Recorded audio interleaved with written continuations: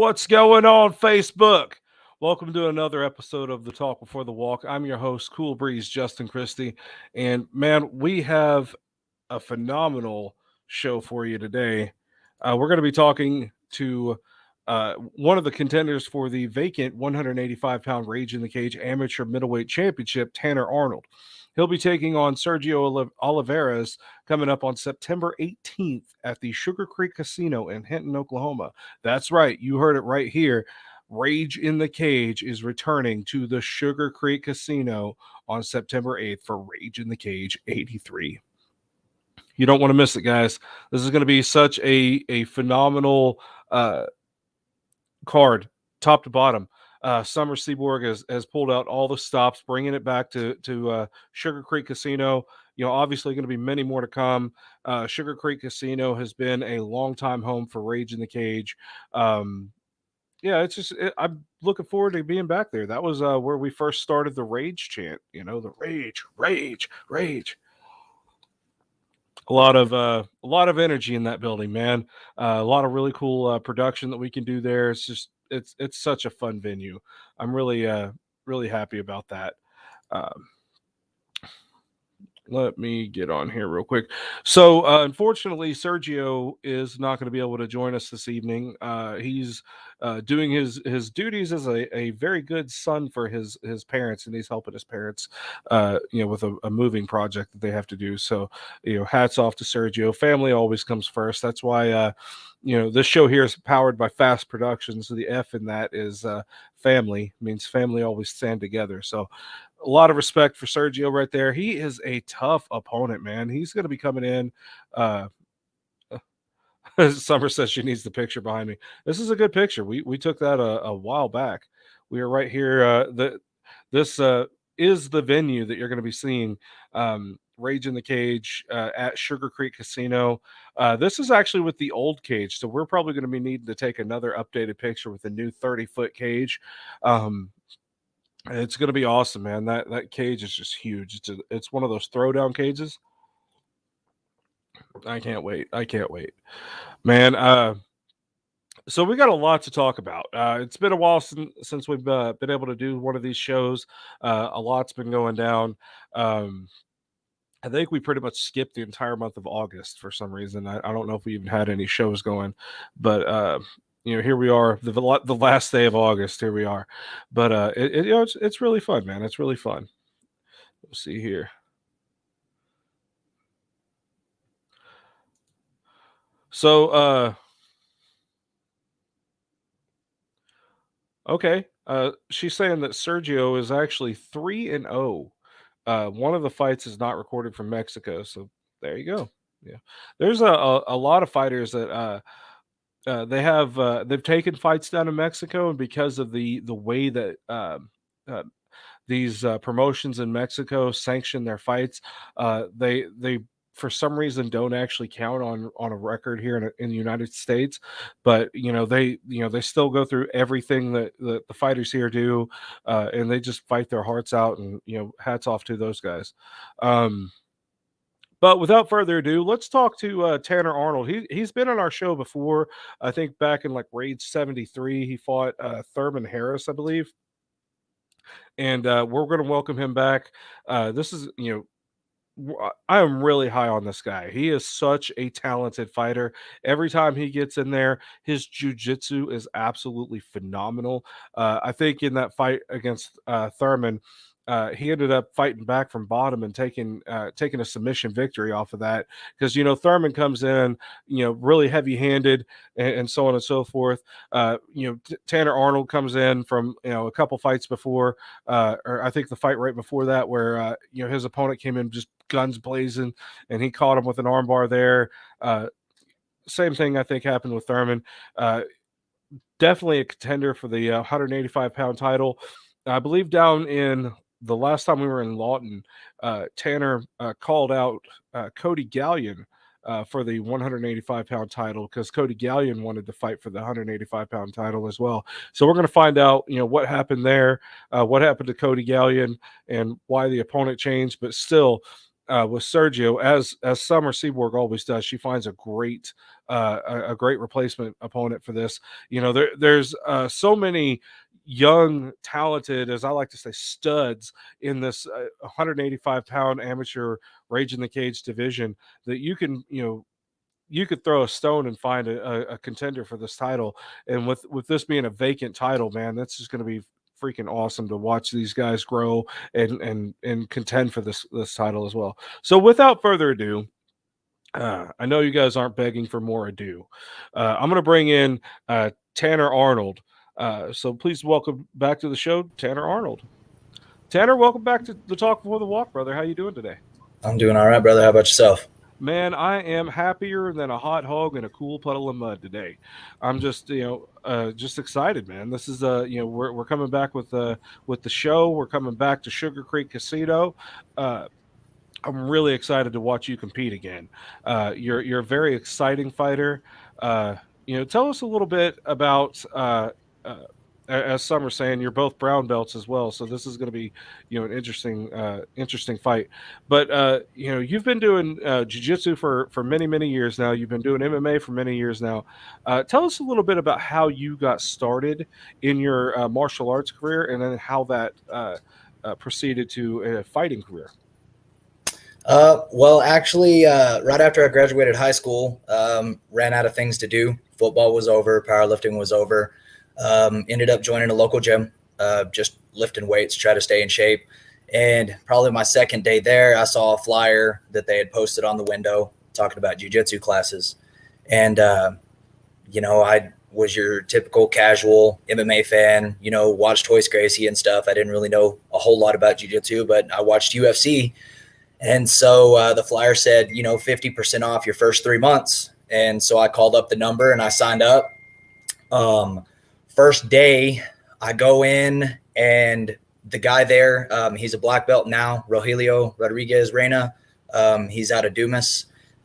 He got me started. Day one, I got submitted, 15 times with an arm bar, 15 times with triangle chokes. I got the crap kicked out of me.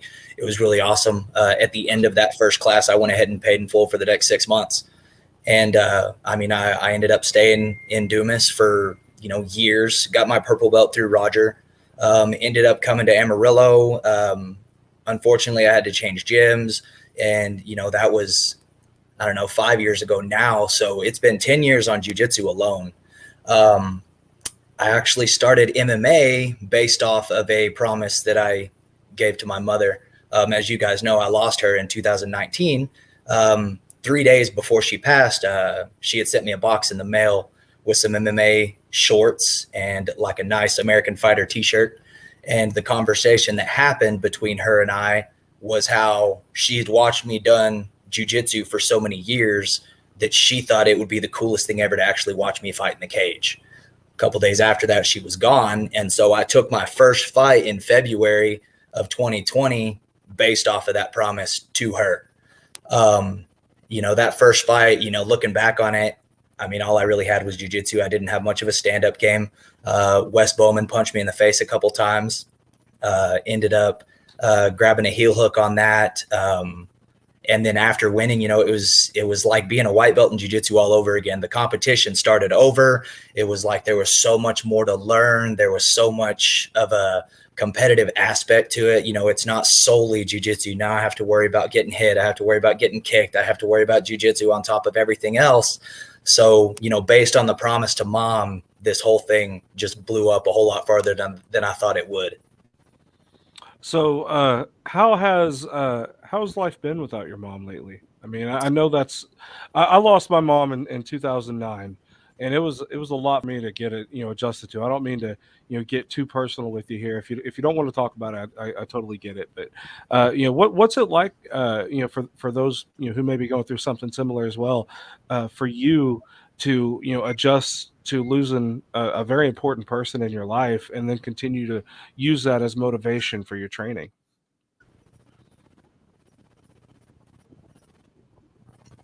Man, it's one of the hardest things. You can't properly describe to someone the feeling of that, especially considering it's like it was sudden, and there was almost no preventing it. She was only 52. So I felt like she had, decades to still be here with me. And so, going off of that, it's really, really difficult to go day by day. I talk to my mother every single day. She went to majority of my jiu-jitsu tournaments. She watched me do all of my football games, all my powerlifting meets. She was always there. And, I would call her, just for some stupid stuff. Like me and my mom had an amazing relationship. We'd constantly be pranking each other. I remember there was this one time I owed her, I think it was like $300-400. So I paid her back in $1 bills. And then a couple years later, she owed me $200 and she paid me back in pennies, like just stupid things like that. So adjusting to not having that person there to call is probably the hardest thing, by them physically not being there. It's something that I wouldn't wish on anybody. It doesn't matter what you did in your life, you're never going to replace your mom. And, just day by day with something like that, it's no easy way to adjust to it. I'm still not adjusted, but I know that by me continuing to do what she wanted me to do, that, she's paying attention, she's watching. I completely understand, man. It's been, I think 11, almost 12 years now since my mom passed away, and I'm still not adjusted to it either.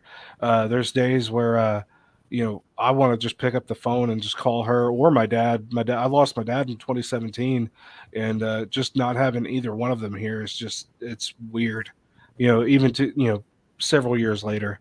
So, my heart goes out to you, brother. I'm glad you were able to find a positive spin to motivate yourself through your training and through your fight career, because, it's showing. Whatever it is that's lighting the fire under your ass, man, you are really impressing a lot of people. So I know for a fact that your mom would definitely be proud of that for you, for sure. Thank you. I appreciate you. Let's talk a little bit about this upcoming fight. I know the last time I saw you in the cage, you made a really awesome quick short call out for the 185-pound title. Tell us a little bit about that and all the opponent switches. After that last fight, Wesley Corrado was my opponent. Me and Cody Gallion had been, kind of talking back and forth backstage. He's a really good dude. I respect him. I believe that he respects me.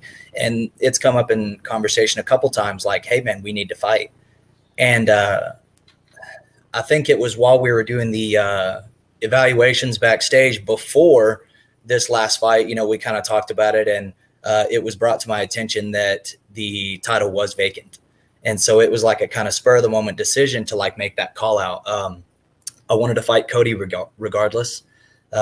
He's, same level of jiu-jitsu as I am, super tough dude, comes out, fast starter, seen his fights. Like I thought that would be one of the coolest fights ever. Like he's somebody that I think, he and I could put on a show. So make the call out, and Summer let us, she scheduled us up, and we were supposed to fight August 7th, I believe it was this last show. We were supposed to fight there. I think it was about a week and a half out. I get a call from my coach. I guess Cody got injured. He hurt his leg. Unfortunately, stuff like that happens in the fight game. So I decided just to, stay in a fight camp, just stay ready, just in case we had a new opponent. Sent Cody a message, wished him well, hoped he gets better. I still want to fight him in the future. So I ended up waiting. A great fight. Oh, sure. Yeah. Super. I'm super excited for that one. I'd love to fight him. Right now, though, my attention's on Sergio. Yeah, absolutely. But so he has to pull out of the fight, unfortunately. So they end up scheduling me for September 18th against Debray Anderson. And I don't know exactly what happened to that. All I know is that he had some kind of deal wrong with his foot as well. This time someone was able to find a replacement in Sergio, which I'm actually excited about too. He and I competed against each other in a jiu-jitsu tournament in 2019. We both met in the final of our absolute divisions for brown belts, and we were tied through the match, and he ended up actually beating me in that match. So that's always something that you want to get back. Yeah. So I'm really excited to get the chance to, actually talk with him again. He's a really cool dude. But being able to fight him, it's really exciting. Having somebody that just matches your level of martial arts is something that lights a fire up underneath you as well. So As we're it should. just under 3 weeks until the fight, and I mean, I'm ready. I'm super excited. I can't wait to fight him. The cool thing about with both of you guys being high level jujitsu, very skilled, very. I would even say martial arts veterans at this point. Even as amateur fighters, you guys have been in martial arts for about a decade. You've 10 years with just jujitsu, and him as well. I think he has a recorded fight from like 2013. So I mean, Yeah. you guys have so many years in this as just amateurs and as martial artists in general. There's always that now, especially with a fight. Excuse me. Especially with a fight like this, there's that big question mark of what the hell's going to happen. We don't know. Yeah. Just about anything can happen in a fight. You could have some of the best jujitsu in the world and get caught, with a stray punch. Even a wild Yep. man punch can pop you. So you never know. So like with both of you guys being so skilled and so tactical and technical with everything you guys do, I think this is one of the top fights from this card. I'm truly looking forward to the most. Um, Tell us a little bit what you know about Sergio and what you've been doing to prepare for this fight. I mean, I'm kind of approaching it, most of the same way as any other fight. He's a very skilled martial artist. He's put in years into jiu-jitsu just like I am, like I have. And so, we're preparing for, whatever happens, and then just adapt to the situation. If we go to the ground, we're comfortable on the ground. If we stay standing, we're comfortable standing, just whatever happens in the fight, we're just going to take it there. Absolutely. You train over at Lone Star Academy with Eric Rodriguez. Is that correct? Yes, sir. Tell me a little bit about training there, and I know you guys have some killers in that gym, like Julio Cesar Jr. You got a lot of people coming out of that fight camp that I know are testing your chin every day, really pushing your skills to the max every day. Tell me a little bit about your experience training at Lone Star Academy. Man, the guys at Lone Star accepted me with open arms whenever I had to change gyms. Professor Talis Horta, phenomenal jujitsu. Like to this day, he's the only man that's been able to cartwheel over the top of my head, take my back, and choke me out before I even knew what happened. The guy is insane. He has so much knowledge, and like picking his brain, going to all these classes and stuff. It's insane the amount of knowledge and technique that he gives. Professor Eric actually just got his black belt not too long ago as well. So now he's professor. He's testing me all the time. He's helping me work my hands. He's giving me fits in jiu-jitsu, like always staying, keeping the pressure, making sure that I'm staying moving, just grinding it out pretty much. Working with Junior, as you guys know, the guy is super heavy handed. Sparring with him, you don't want to get clipped by that guy. So that's really good with the stand up, working with him. And then we've got Levi Godinez, also out of our gym. He's fought for you guys.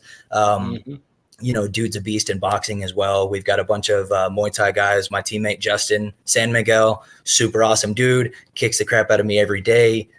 Just with all of these teammates around me, it's got the mentality of, these guys beat me up all the time, so nobody's going to match their skill level.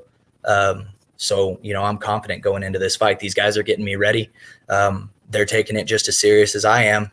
Without them, I can't make it to this fight. I wouldn't be ready. So I appreciate all of my teammates and all of my coaches. It's just fantastic working with them. Absolutely, man. It's just really exciting to to see that you're coming back to Rage in the Cage one more time, and especially all that work you've put in over all those years is going to come to a pinnacle at this moment for this title opportunity. Have you taken a moment to really envision yourself with that belt and that moment when the referee raises your hand and it'll be me yelling your name for victory if you end up getting this win. Have you really visualize that and what's that like for you if you have?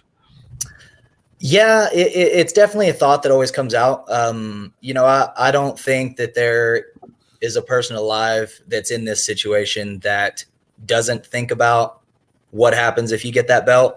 For me, it's, everything backtracks to my mom. She would always tell me, claim it.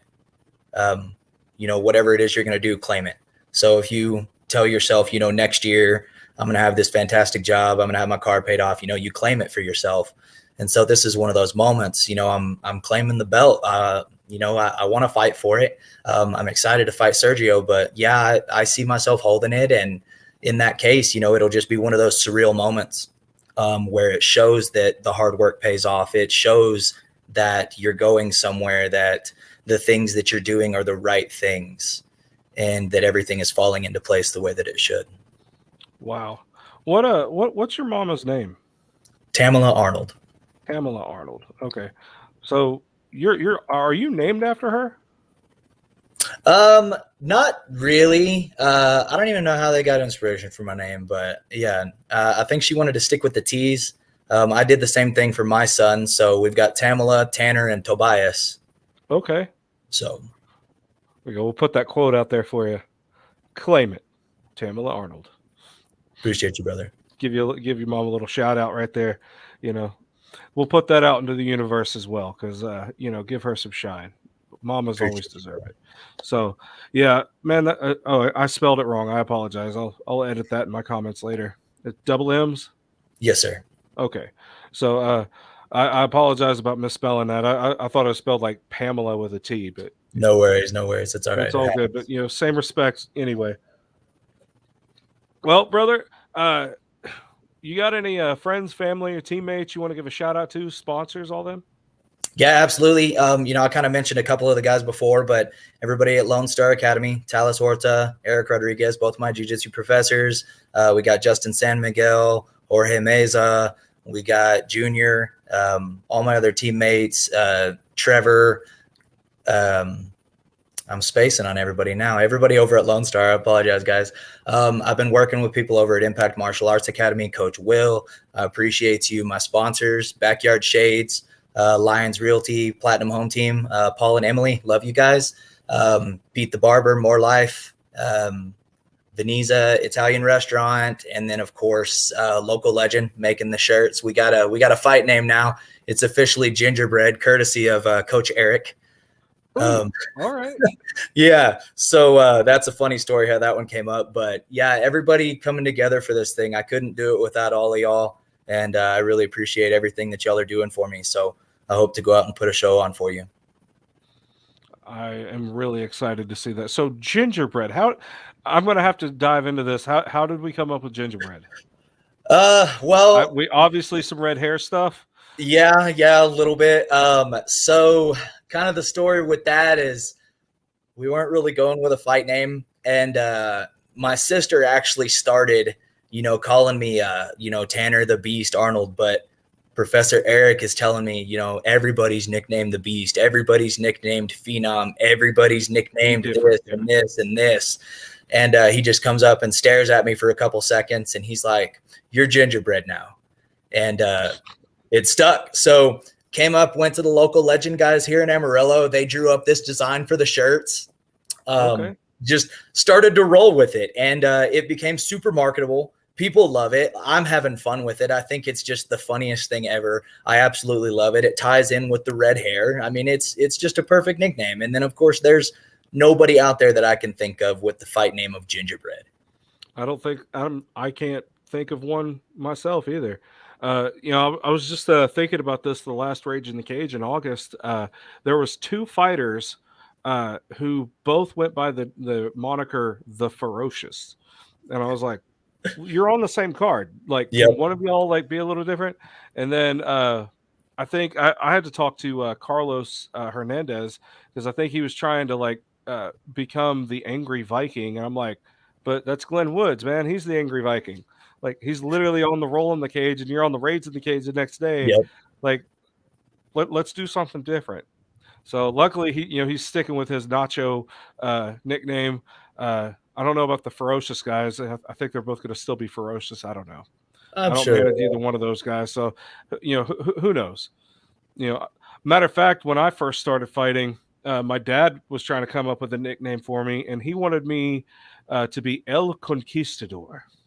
Oh, there we And the go. only reason he wanted that is because we were both fans of the radio show called the Bob and Tom Show, which aired coast to coast, but they were from Indiana, and Yep. we lived in Tennessee at the time, so we would listen to the morning show every morning, and they had a little skit where somebody would call in and prank call people, and he would insist that he would be called El Conquistador.